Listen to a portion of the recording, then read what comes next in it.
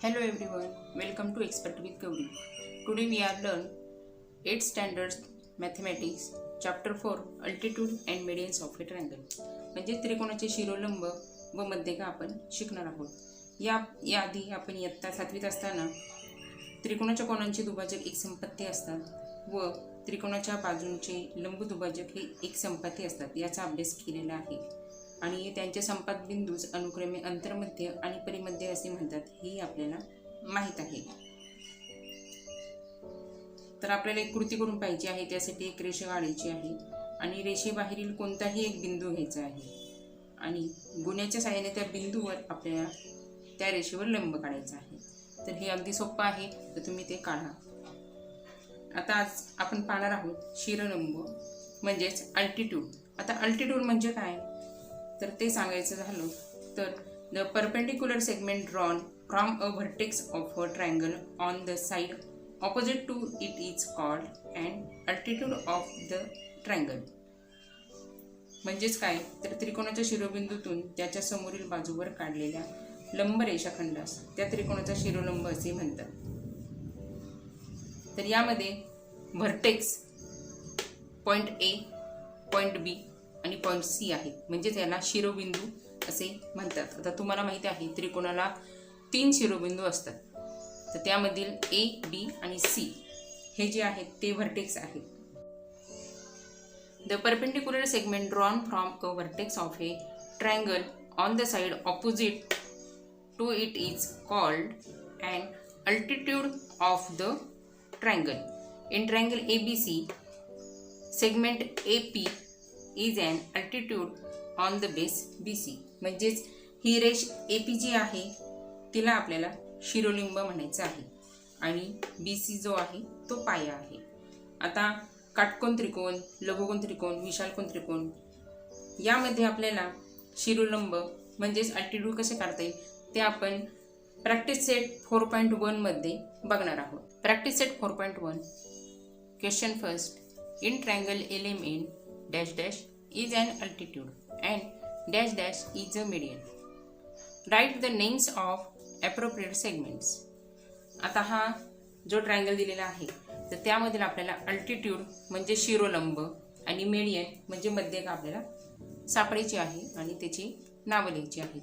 आता आपण आत्ताच पाहिलं द अल्टिट्यूड म्हणजे काय.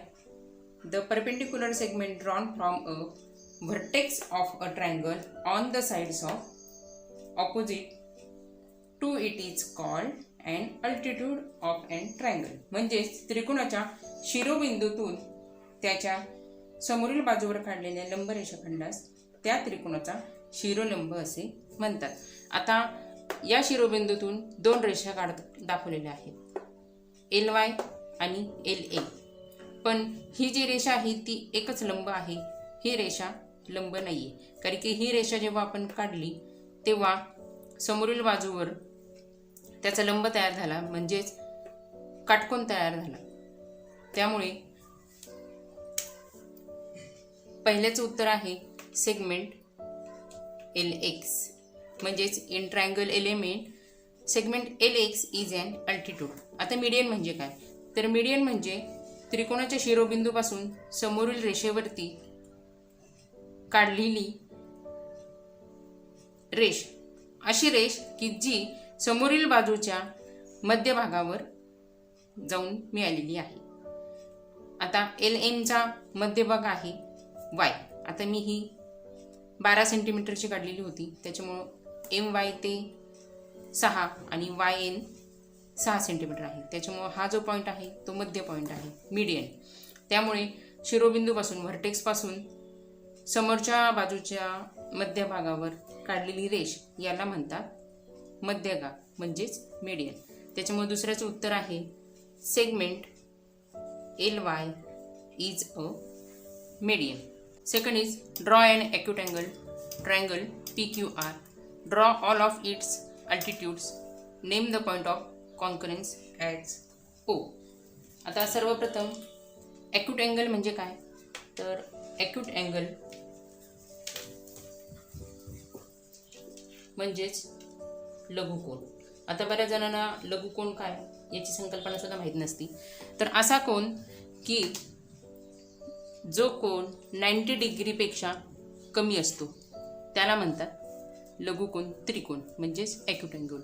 ही गोष्ट लक्षातच ठेवायची. असा कोन की ज्याचा कोन 90 अंशापेक्षा कमी असतो त्याला म्हणतात ॲक्यूट अँगल. आता त्यांनी काय करायला सांगितलं आहे, ॲक्यूट अँगल ड्रॉ करायला सांगितलं आहे. तर आपण पहिल्यांदा तो ड्रॉ करूया. सर्वप्रथम आपण बेस काढणार आहोत. आता त्यांनी सेंटीमीटर दिलेले नाही आहे, एक्झॅक्ट किती सेंटीमीटरचा काढायचा असं काहीच दिलेलं नाही आहे, त्यामुळे आपण अंदाजच घेऊया. आता हा जो येणार आहे तो 90 अंशपेक्षा कमी आहे, कारण की आपण जेव्हा असा काढतो तेव्हा तो 90 अंश होतो.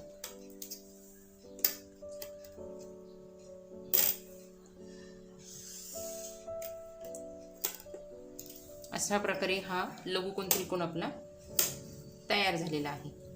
याला लघुकोन त्रिकोण म्हणजेच ॲक्यूट अँगल का म्हणता येईल, तर याचं उत्तर तुमच्या समोरच आहे.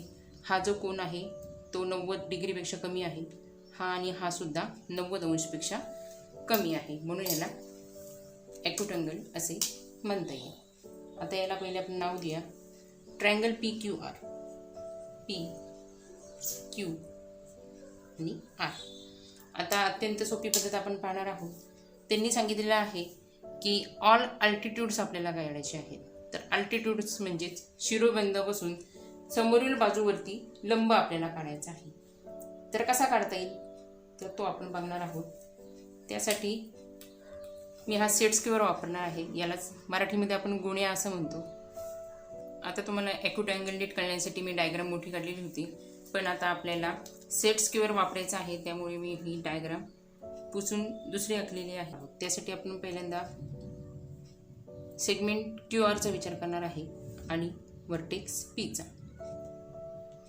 आता ज्या सेगमेंटचा आपण विचार करत आहोत आणि ज्या वर्टेक्सचा आपण विचार करत आहे त्या बाजू एकमेकांशी व्यवस्थित टेकल्या पाहिजेत. आता QR वरती ही जी बाजू आहे सेट स्क्वेअरची ती परफेक्ट बसलेली आहे आणि ही जी बाजू आहे सेट स्क्वेअरची ती वर्टेक्स P मधून जात आहे.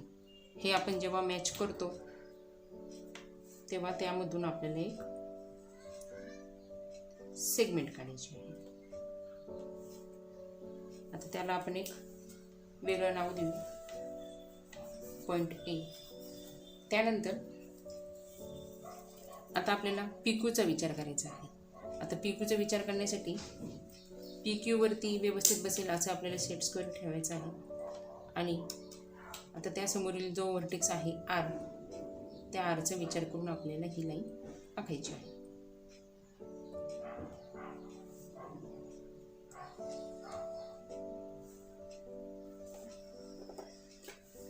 आता ह्याला सुद्धा आपण एक नाव देऊया B. त्यानंतर थर्ड प्रोसेस इज QRचा विचार करून झाला आहे, PQचा विचार करून झाला आहे. आता PRचा विचार करायचा आहे. We can consider segment PR and vertex Q.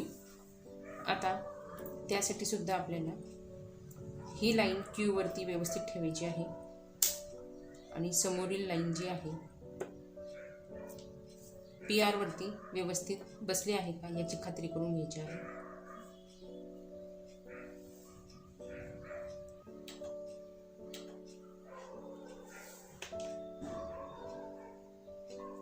त्यानंतरच आपल्याला ही रेष आखायची आहे.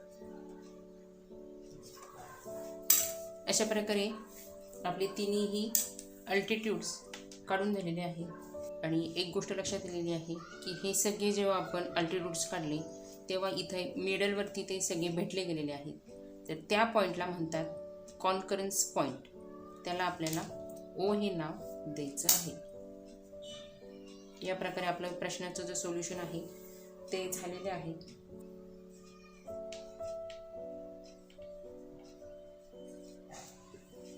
The concurrence point is also called orthocentre of a triangle. हे दोन्हीही सिमिलर वाटलेले आहेत. यालाच आपल्याला संपात बिंदू असेही म्हणता येईल. Third is draw an obtuse angle triangle STV, draw its medians and show the centroid. Before solving this question, first consider what is an obtuse angle. Obtuse angles means विशाल कोन त्रिकोण.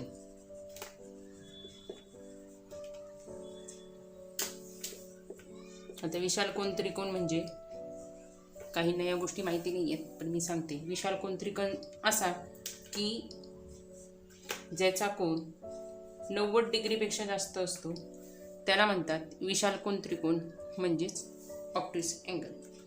आता पहिले त्यांनी आपल्याला ऑप्टिस अँगल ड्रॉ करायला सांगितलं आहे, तो आपण काढून घेऊया.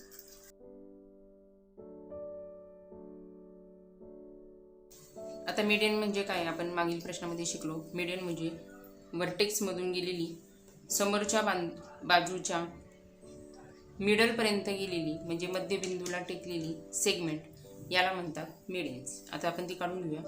त्यासाठी आता पहिले ही 16 आहे, 16, त्याचं मिड पॉईंट काढून घेऊ आपण 8. त्यानंतर ही आहे 14, त्याचं मिड पॉईंट 7. आणि त्यानंतर ही आहे SV,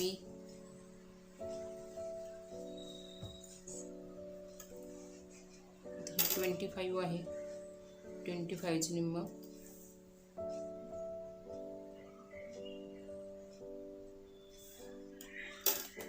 ½ आता हा मिड झालाय. आता त्यामधून आपल्याला सेगमेंट काढायची आहे. सेगमेंट आपण काढूया. आता वर्टेक्स पासून वर्टेक्सच्या समोरील बाजू कन्सिडर करून आपल्याला ही सेगमेंट काढायची आहे.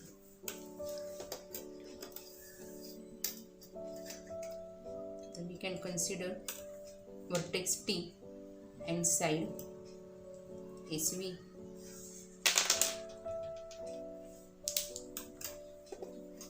Then we can consider vertex V and segment ST.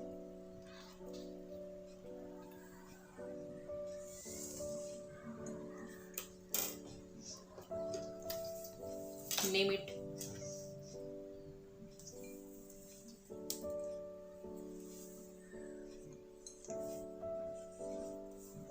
P, Q and R.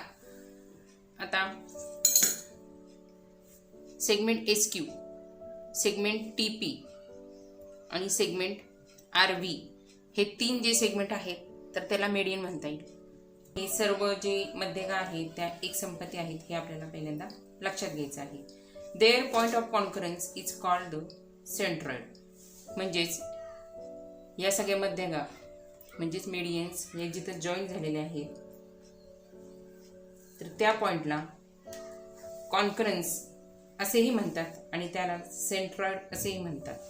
आता या सगळं मीडियन्स या पॉइंट जवळ कनेक्ट झालेले आहेत तर त्याला आपण पहिले नाव देऊया पॉइंट O. आता हा जो O पॉइंट आहे त्यालाच म्हणतात सेंट्रॉइड किंवा कॉन्करन्स पॉइंट. तो पॉइंट मी O या नावाने दर्शवलेला आहे. म्हणजे आपली दोन्ही उत्तर आता रेडी आहेत. या पॉइंटलाच कॉन्करन्स पॉइंट, सेंट्रॉइड पॉइंट किंवा मध्यगा संपात असेही म्हणतात. Next question is, fourth question is draw an obtuse angle triangle element, draw its altitudes and denoted the orthocentre by O. आता हा ऑप्टिस अँगल म्हणजेच विशाल कोन आहे तर मी आत्ता काढून घेतलेला आहे तो. आता त्याचे आपल्याला अल्टिट्यूड्स काढायचे आहेत म्हणजेच आपल्याला शिरोलंब काढायचे आहेत. तर ते आपण पहिल्यांदा काढायला सुरुवात करू. मागील प्रश्नामध्ये दाखवल्याप्रमाणे पहिले मी M या व्हर्टेक्सचा विचार केलेला आहे आणि सेगमेंट LNचा. त्याप्रमाणे मी ही परपेंडिक्युलर केलेली आहे 90 डिग्री. आता ह्याला आपण एक नाव देऊया A. आता हा विशाल कोन आहे त्यामुळे इथून इकडं काढलेली परपेंडिक्युलर आपली 90 डिग्रीची येणार नाही. मग त्यासाठी आपल्याला एक आयडिया करावी लागेल. आता काय करावी लागेल आयडिया? इथून सुद्धा आपल्याला इकडे टाकण्यासाठी जी परपेंडिक्युलर आहे ती 90 डिग्रीची येऊ शकणार नाही. मग त्यासाठी आपल्याला पहिले हा जो बेस आहे MN तो आपल्याला पहिले ग्रो करावा लागेल. त्यासाठी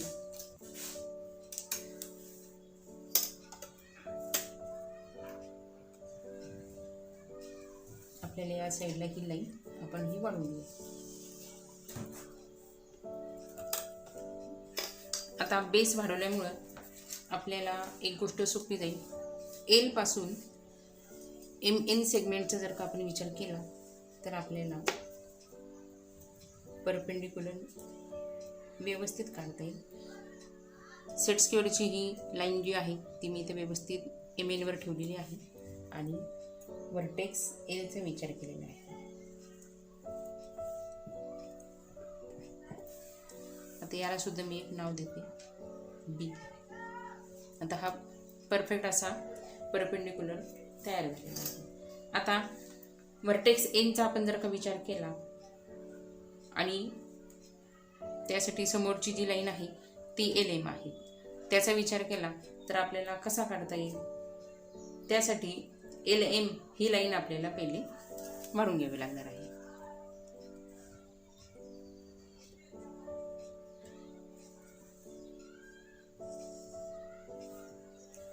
आता यावरती वर्टेक्स एन पासून परपेंडिक्युलर जो येणार आहे तो आपण काढू. आता तिन्ही व्हर्टेक्स पासून आपल्याला हा परपेंडिक्युलर तयार करता आलेला आहे. पण आपल्याला त्यांनी पुढचा प्रश्न सांगितलेला आहे डिनोट्स द ऑर्थोसेंटर बाय O. आता या ज्या रेषा आहेत या लंब ज्या आहेत त्या एकमेकांशी छेदल्या गेल्या नाही आहेत, त्यामुळे आपल्याला ऑर्थोसेंटर भेटलेलं नाही आहे. तर अजून एक ॲक्शन आपल्याला पुढची घ्यायची आहे. या लंब जे आपण काढलेले आहेत म्हणजेच अल्टिट्यूड ते आपल्याला अजून वाढवायचे आहे.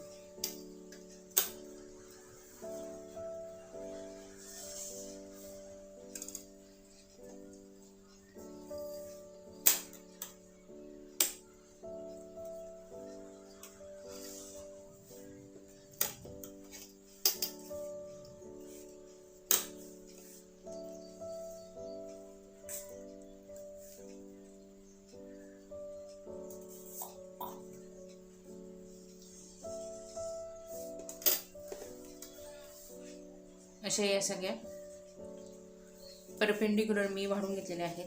त्यामुळे हा जो पॉईंट आपल्याला मिळालेला आहे तो O या नावाने आपल्याला दर्शवायचा आहे.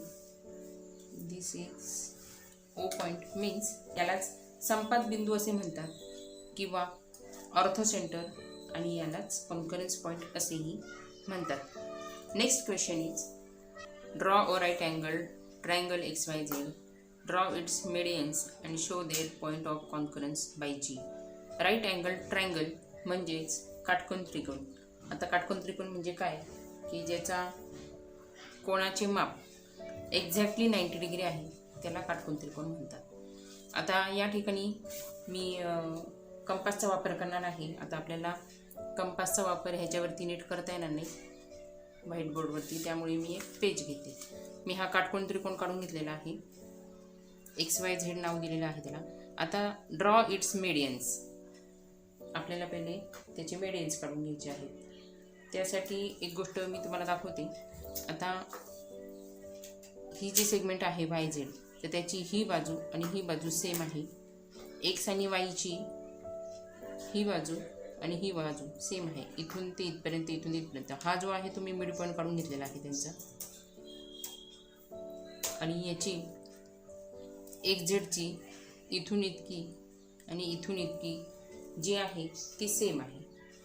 तर आता हे आपल्याला पहिले मेडियन्स काढायचे आहेत. त्यासाठी first consider Y vertex and segment XZ. आता त्यामधून मी ही लाईन काढून घेते. वर्टेक्स Y पासून समोरची बाजूची मिड पॉईंट जो आहे तो मी मॅच करून घेते. त्यानंतर वर्टेक्स X पासून YZचा मिड पॉईंट आहे तो जॉईन करून घेते आणि Z पासून XYZ मिड पॉईंट मॅच करून घेऊ.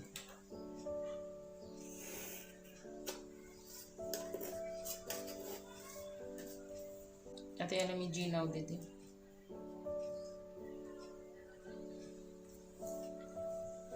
आता त्यानंतर आपल्याला ही कंपास वापरायची आहे.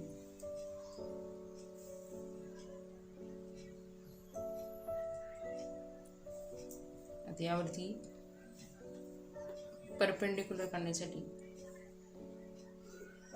अप्पर साइड आणि बिलोड साइडला मार्किंग करून द्यायचे आहे. ते सुद्धा आपल्याला जॉईन करून घ्यायचे आहे.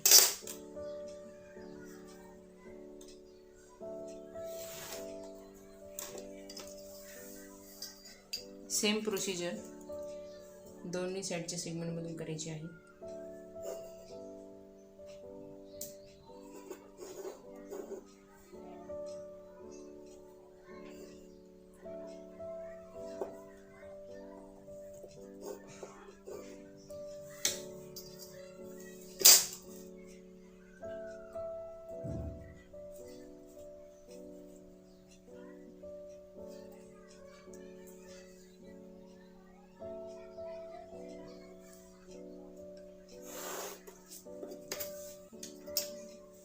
आता लास्ट X पासून आणि Z पासून मार्किंग.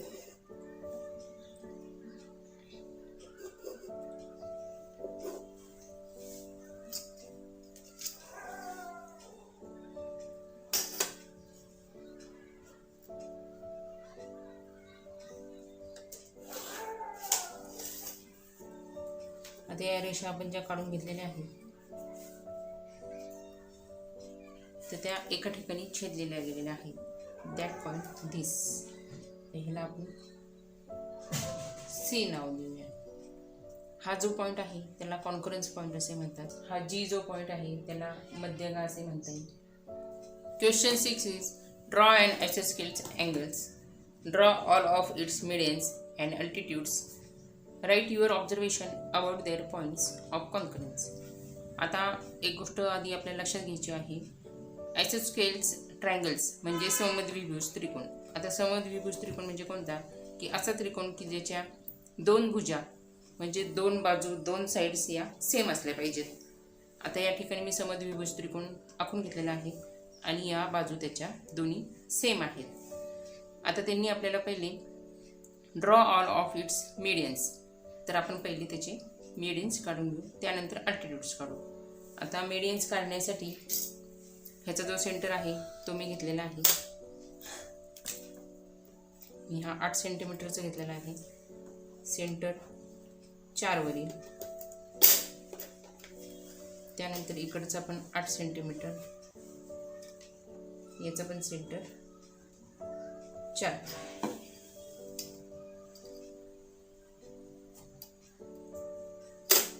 आता याचा 11.5 आलेला आहे त्यामुळे त्याचा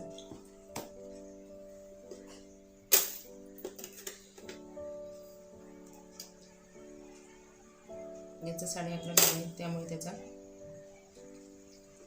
5.25 आहे. आता मी तो पहिले आखून घेते.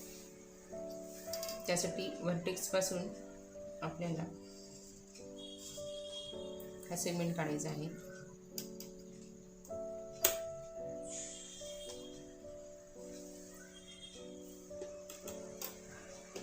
व्हर्टेक्स पासून समोरील बाजूच्या मिडल पॉइंट पर्यंत आपल्याला हे सेगमेंट काढून घ्यायचे आहे. आता हे झाले आहेत मीडियम. त्यांना पण मी नाव देते.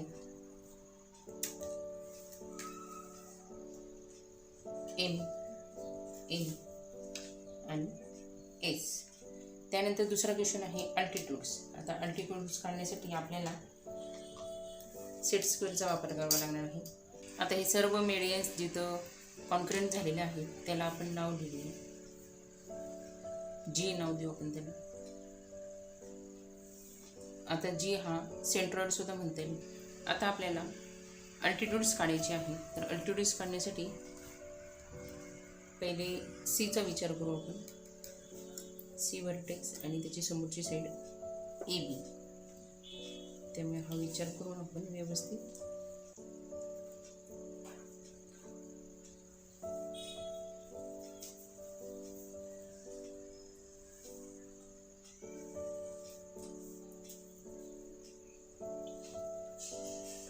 हा एक अल्टिट्यूड झाला आहे.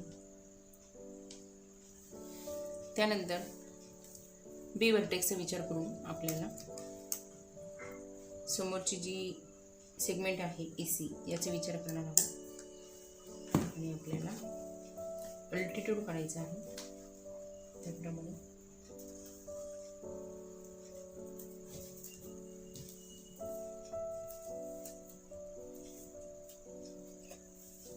आता हा एक अल्टिट्यूड तयार झाला.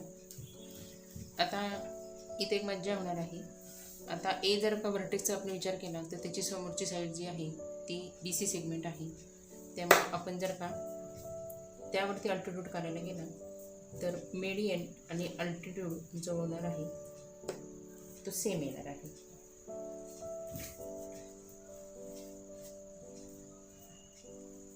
त्याच्यामुळे ही जी आहे ए एम ही कॉमन येणार आहे.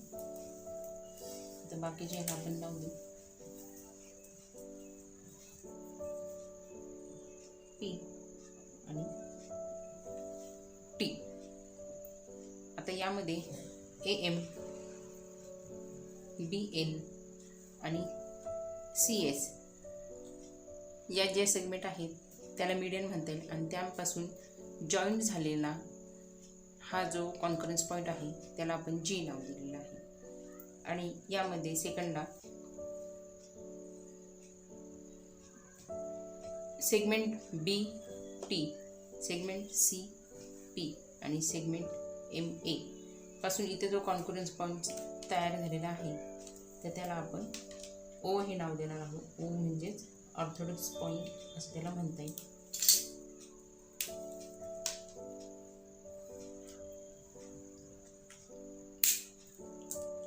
आता यामध्ये आपल्याला त्यांनी सांगितले write your observation about their points of conference. तर त्याचं मी तुम्हाला ऑब्झर्वेशन सांगते. आता या ठिकाणी एक गोष्ट आपल्याला नोटीस करता येईल, म्हणजेच आपल्याला ऑब्झर्वेशन काय सांगता येईल तर आता यामध्ये कॉमन ए एम मिडियम झालेला आहे आणि अल्टिट्यूडसुद्धा ए एम हा जो आहे तो कॉमन झालेला आहे. त्यामुळे त्याचा रिझल्ट काय आलेला आहे, द सेंट्रोइड ऑफ जी मिडियमपासून मिळालेला आपल्याला कॉन्फरन्स पॉईंट म्हणजे जी आणि अल्टिट्यूड्सपासून मिळालेला कॉन्फरन्स पॉईंट ओ हे दोन्ही या ए एमवरतीच आलेले आहे. त्यामुळे रिझल्ट काय आलेला आहे, the centroid G and the orthocentre O lie on the line which is the perpendicular bisector of B C. Next question 7 is fill in the blanks. आता या ठिकाणी हा ट्रायंगल काढून दिलेला आहे, त्याला नावं दिलेली आहेत आणि हे सगळं मेडियन्स आहेत त्यांचे सी आर, बी क्यू आणि ए पी. त्यावरून आपल्याला या पुढील प्रश्नांची उत्तरं द्यायची आहेत. आता त्याचं मी तुम्हाला एक्सप्लेनेशनसुद्धा इथं दाखवणार आहे. फर्स्ट क्वेश्चन काय आहे, point G is the centroid of A B C. ही पण एक गोष्ट आपल्याला गृहीत द्यायची आहे. इफ आर जी म्हणजे हा R G is equal to 2.5 then line G C is equal to what. आता हे सोडवायचे ते लक्षात ठेवायचं आहे. The centroid divides each median in the ratio 2:1. म्हणजे याप्रमाणेच सेंट्रॉइड जो आपला जी आहे हा आपल्याला पूर्ण ज्याचे सेगमेंट आहे तो त्या रेशोमध्ये डिवाइड करतो. ही गोष्ट आपल्याला लक्षात ठेवायची आहे. त्यावरून आपल्याला एक फॉर्म्युला बनवता येईल, line C G upon line G R, line C G upon line G R is equal to 2/1. कारण की the centroid divides each median in the 2:1 ratio. Then what is the next procedure, next is therefore. आता या ठिकाणी आपल्याला जी C माहीत नाही, आपल्याला जी C काढायचं आहे. यावरनं G C upon G R त्यांनी दिलेला आहे, जी आर म्हणजेच आर जी 2.5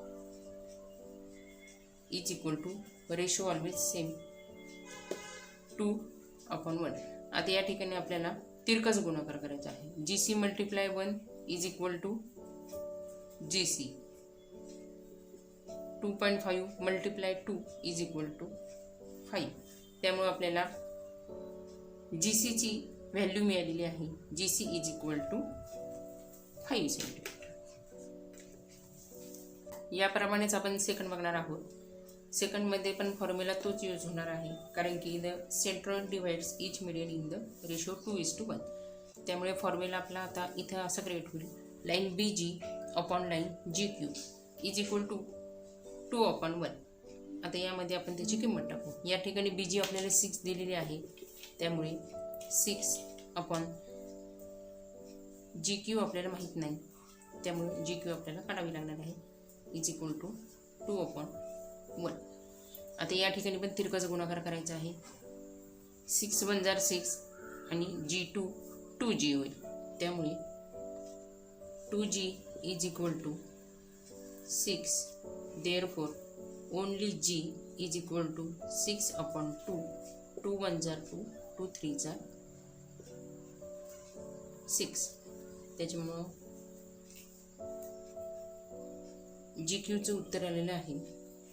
सॉरी, इथं थोडीशी लिहायचं विसरले. GQचं उत्तर आलेलं आहे 3. आता आपल्याला त्यांनी GQ नाही विचारलं, तर त्यांनी आपल्याला काय विचारलेलं आहे, ही पूर्ण सेगमेंट विचारलेलं आहे BQ. आता हे एकदम सोपं आहे.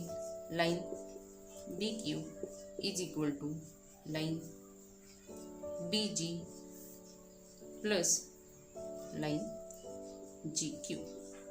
आता त्यांनी दिल्याप्रमाणे BG ची किंमत आहे 6 आणि GQ ची किंमत आहे 3.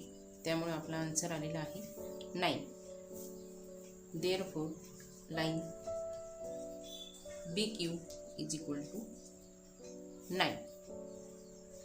थर्ड सोल्युशनसाठी आपल्याला फॉर्म्युला तोच परत यूज करायचा आहे. Line AG upon line GP is equal to 2/1. आता या ठिकाणी मजेशीर गोष्ट म्हणजे आपल्याला AG ची पण किंमत दिलेली नाही आहे आणि GP ची पण किंमत दिलेली नाही. त्यांनी डायरेक्ट आपल्याला AP ची किंमत दिलेली आहे. मग त्या अशा वेळेस काय करायचं, तर सुंदर आणि सोपी टेक्निक आहे. तर पहिल्यांदा आपल्याला AG is equal to 2 multiply GP हे गृहीत धरायचे आहे. AG is equal to 2 multiply GP.